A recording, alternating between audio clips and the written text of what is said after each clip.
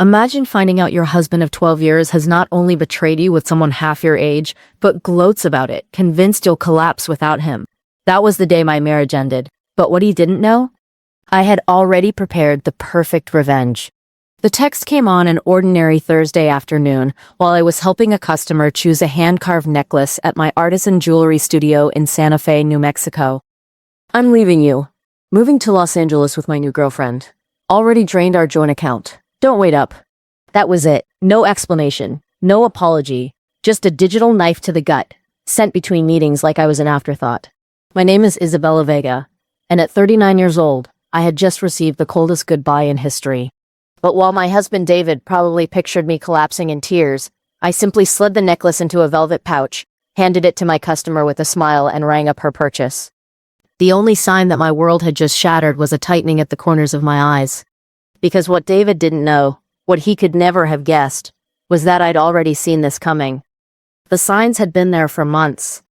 The late nights at the office that never matched his pay stubs, the new cologne, the sudden obsession with working out, buying designer sneakers and jackets he couldn't really afford. 3 months earlier, I'd found a receipt for dinner for two at an expensive Santa Fe restaurant. That same night, David had claimed he was closing a big deal out of town. I didn't confront him. I'd lived better over the years. Instead, I quietly opened a new bank account. I moved my personal savings into it, leaving just enough in our joint account to keep him from getting suspicious. From that moment on, I began keeping meticulous records of every odd charge, every ATM withdrawal, every lie. Because somewhere deep down, I knew this day was coming. My phone buzzed again. Don't bother begging. Her name's Kelsey. She's 22. She understands me in ways you never could. We leave tomorrow. I'll send for my stuff later. Kelsey, the fresh out of college marketing assistant at his firm. I'd met her once at a holiday event. Bright-eyed, eager, hanging on David's every word. I'd noticed how she touched his arm when she thought no one was looking. Now the cliché was complete. I didn't respond. Instead, I scrolled to a different contact, Rachel Chen, my attorney. I'd consulted her weeks earlier, once I found hotel charges on our share card. It's time, I said simply, when she answered. I'll file first thing tomorrow, she replied. Do you want him served in Los Angeles? No rush, I said. Let him think he's won first. Another text from David came minutes later.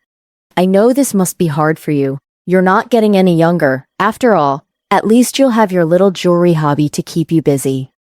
My little hobby.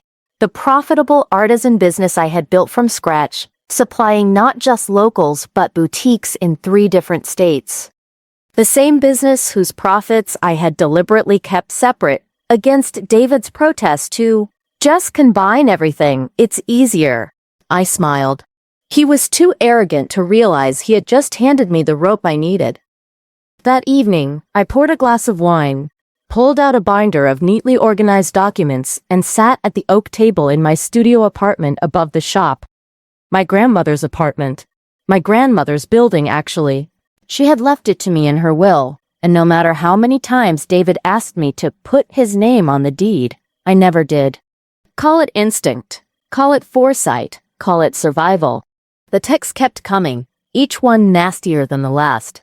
Been planning this for months. Kelsey gets me. You never did.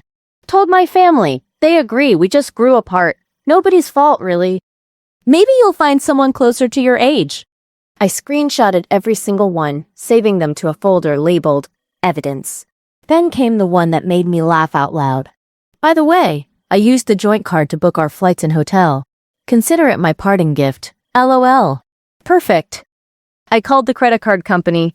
Calm, professional, fraudulent charges, I explained, forwarding screenshots of his gloating texts as proof.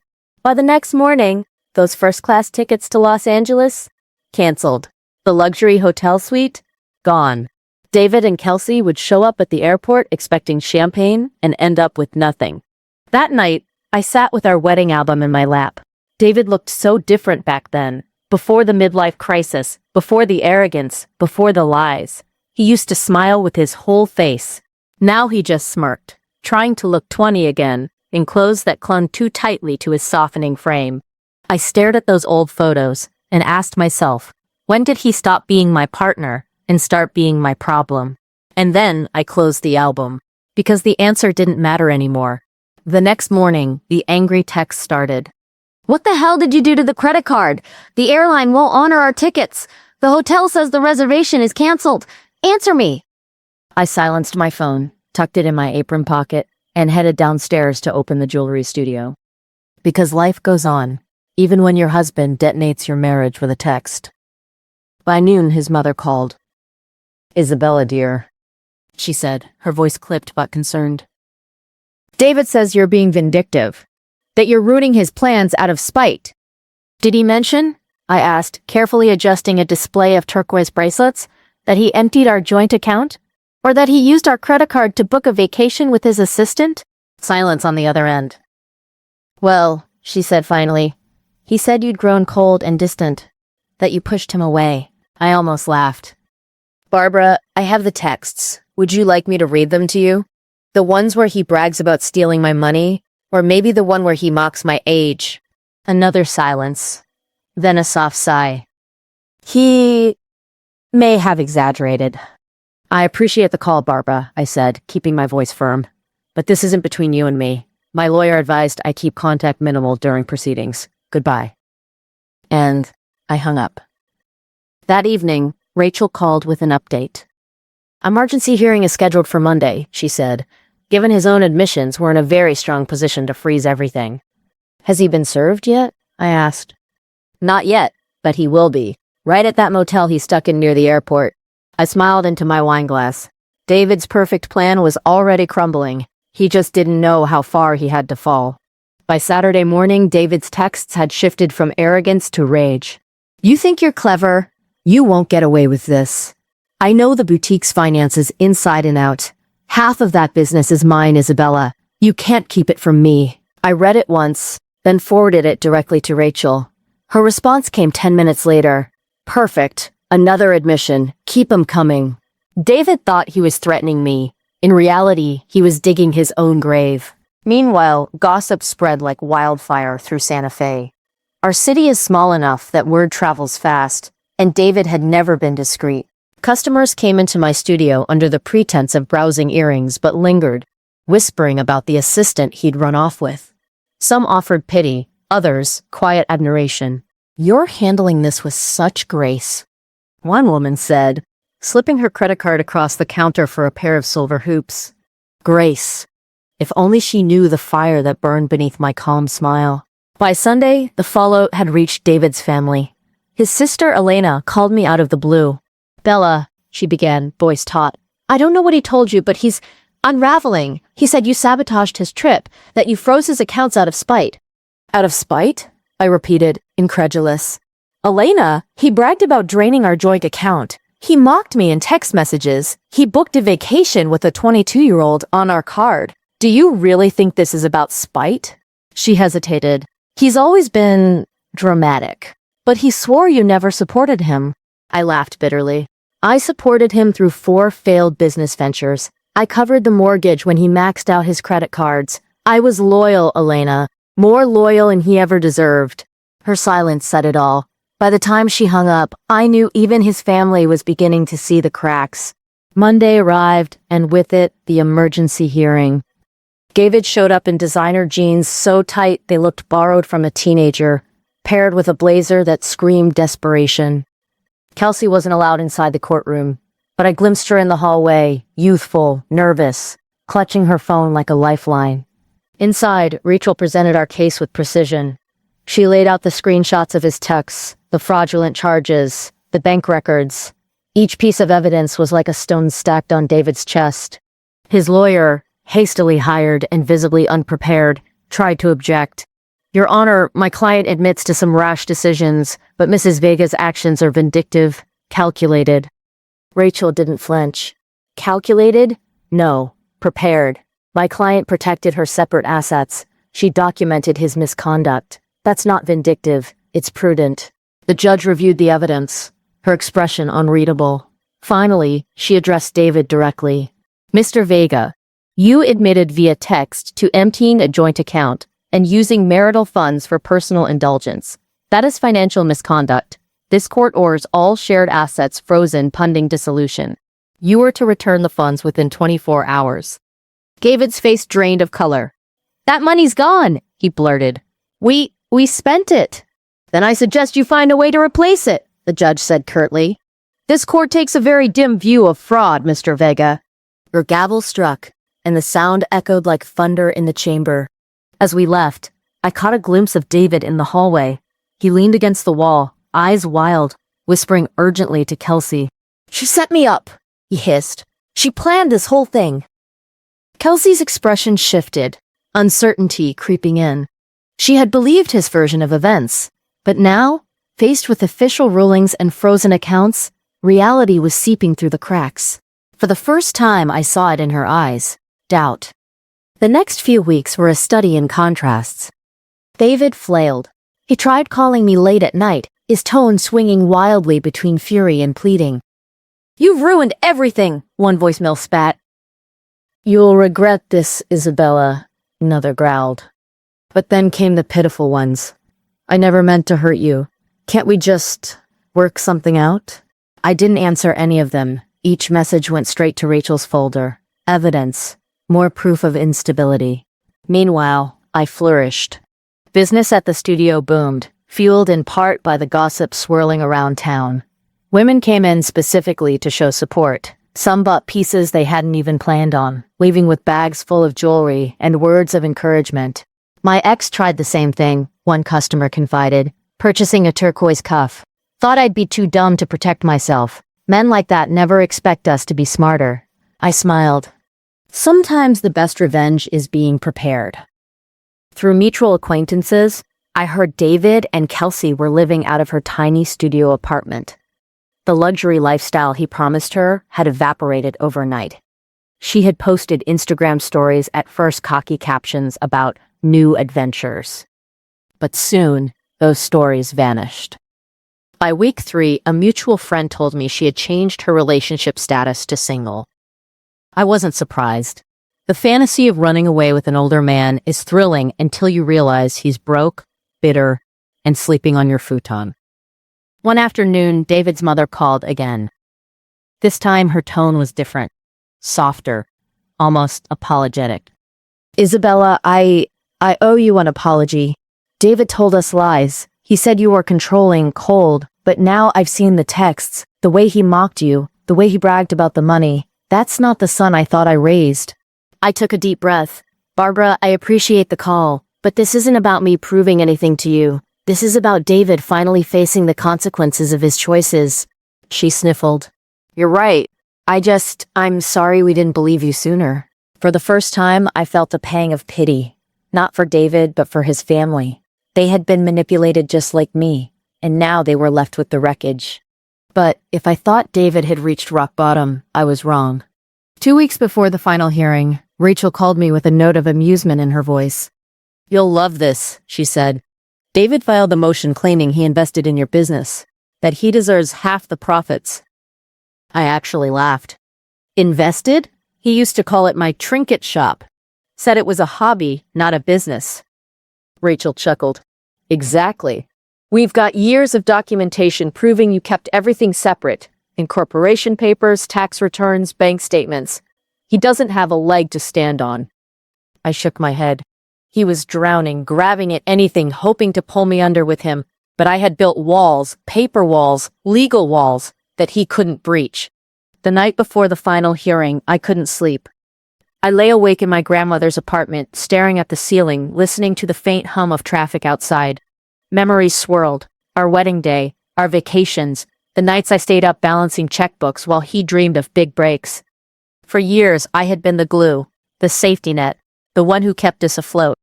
And tomorrow, for the first time, the world would see what I had always known. Without me, David was nothing and one blast hot with soft, face-cut softest eyes. The courthouse was buzzing the morning of the preliminary ruling, but I barely noticed the chatter.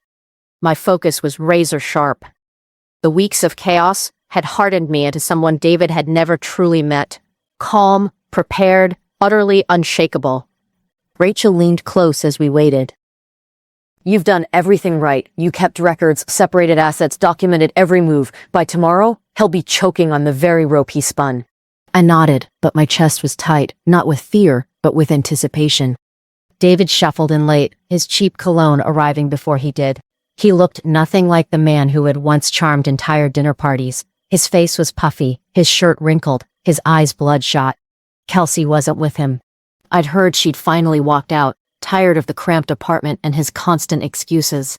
For a moment, watching him slump into his chair, I felt almost nothing. No rage, no heartbreak, just a detached clarity, as if I was observing a stranger. The hearing went predictably. The judge upheld the freeze, confirmed the evidence of financial misconduct, and denied his attempt to claim my jewelry studio as marital property. David's lawyer stammered through weak arguments. David himself sat stone-faced, avoiding my gaze. But I didn't need him to look at me. I knew where this was going. Outside the courthouse, Rachel pulled me aside. "We've got him cornered, but we can do more. You still have those recordings, right?" I nodded. Months earlier, I had started recording certain conversations, ones where David openly mocked my business, ones where he bragged about his, quote, plans, end quote, with Kelsey, ones where he sneered that I'd never leave him, because I needed him. Each file was legal in New Mexico, and each file was a part of self-service. Rachel's eyes gleamed. "Let's hold them for the final hearing. A hammer drop. By then, he'll think he still has some ground to stand on. And then bam, we end it." For the first time in months, I allowed myself a small, satisfied smile. The weeks leading up to the hearing were strangely quiet. David had stopped texting, stopped calling. Through mutual friends, I heard he'd been couch surfing, bouncing between his sister's spare room and a buddy's futon. "His reputation's shot," one acquaintance told me. "Nobody wants to deal with him. He burned every bridge." Meanwhile, my jewelry studio thrived like never before. Business boomed, partly from sympathy, partly from curiosity, but mostly because women in my community wanted to support someone who had refused to be broken. I reinvested quickly. New displays, upgraded packaging, even a sleek website. Orders poured in from out of state. My little studio was transforming into a brand. Every night, I closed the books, looked at the growing profits, and thought, this is mine, untouchably mine. 2 weeks before the final hearing, David tried one last stunt. Rachel called me, her tone almost amused. "He filed a petition to subpoena your business records, claims he was your silent partner, says his support was crucial to your success." I laughed so hard I nearly dropped my phone. Silent partner? He ridiculed me for years, called it a hobby, told me no one wanted handmade jewelry when they could buy it cheap online. Rachel chuckled. "I know, which is why we're submitting his own texts into the record where he mocks your business as a trinket shop.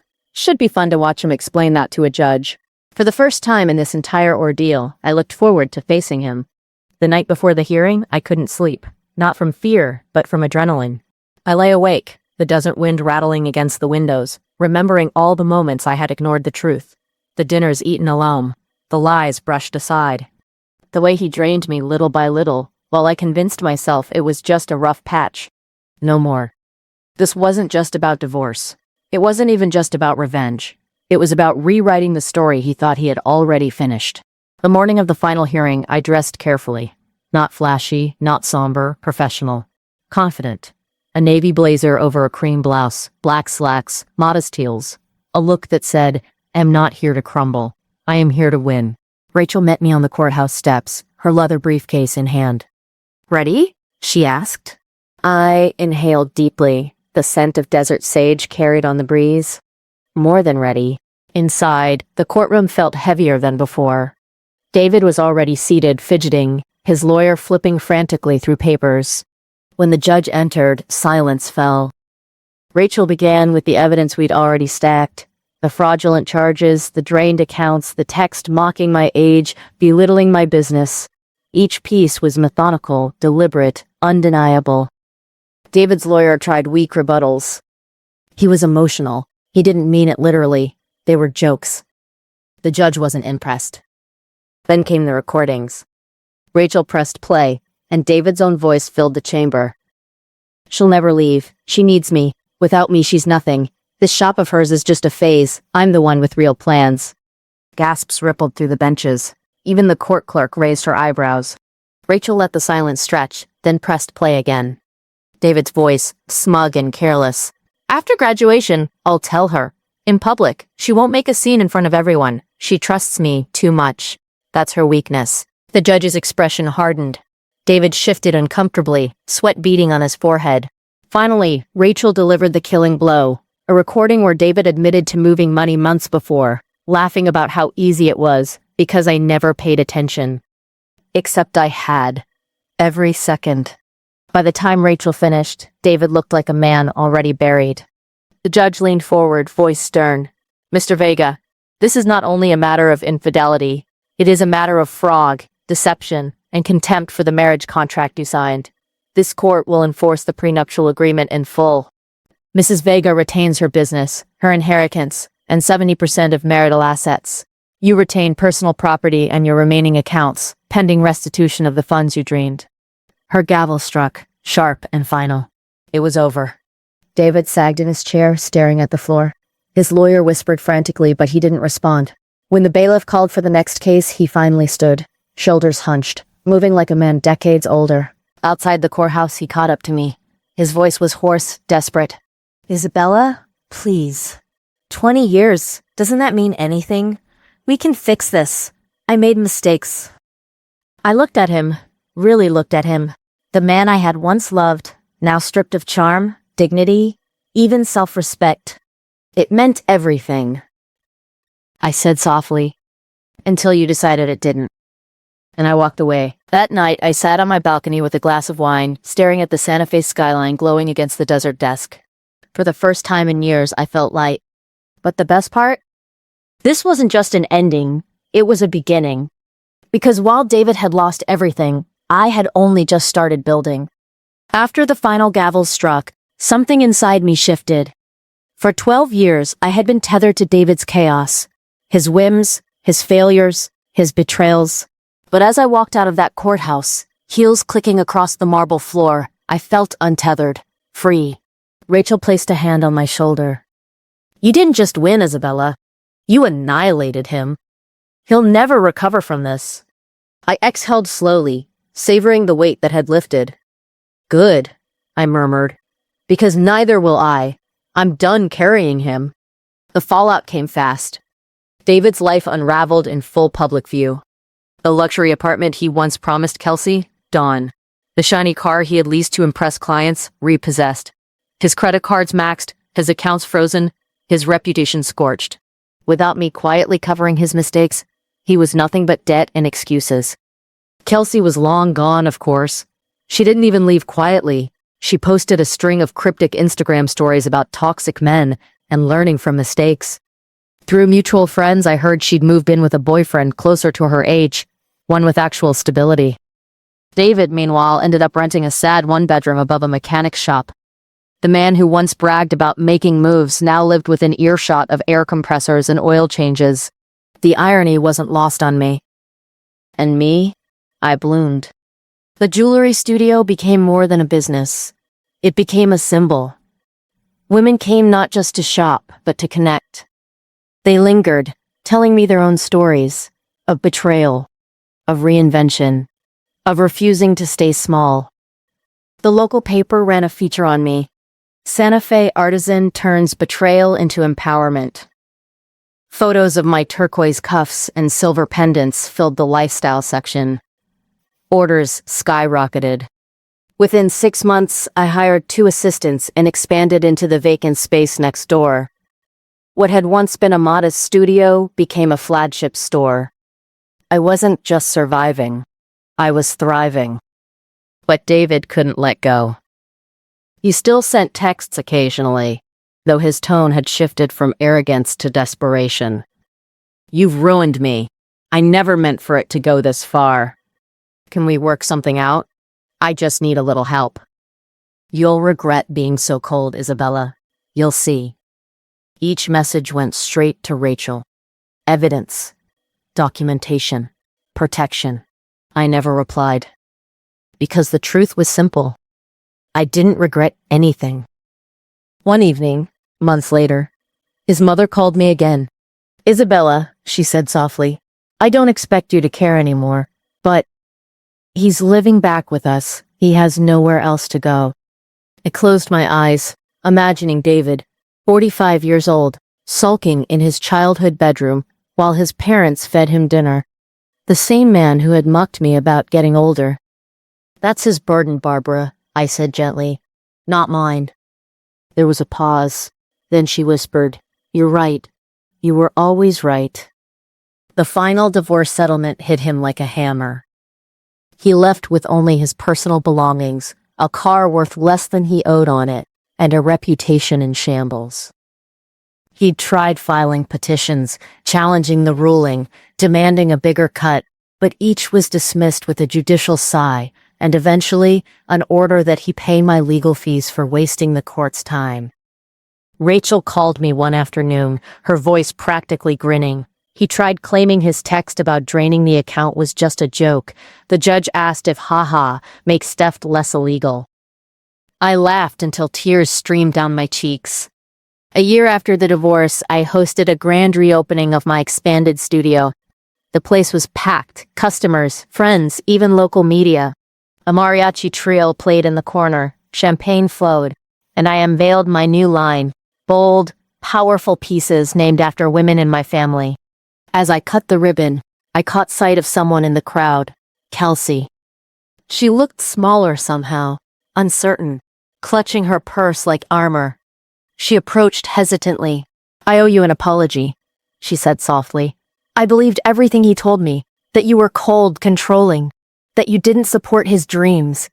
But then I lived with him, and I saw it, the lies, the excuses, the way he blamed everyone else. I tilted my head, studying her. She couldn't have been more than 23 now, still so young, still learning. Those weren't dreams, I said, arranging a display of silver rings. Those were escapes. There's a difference. She nodded, eyes shining with embarrassment.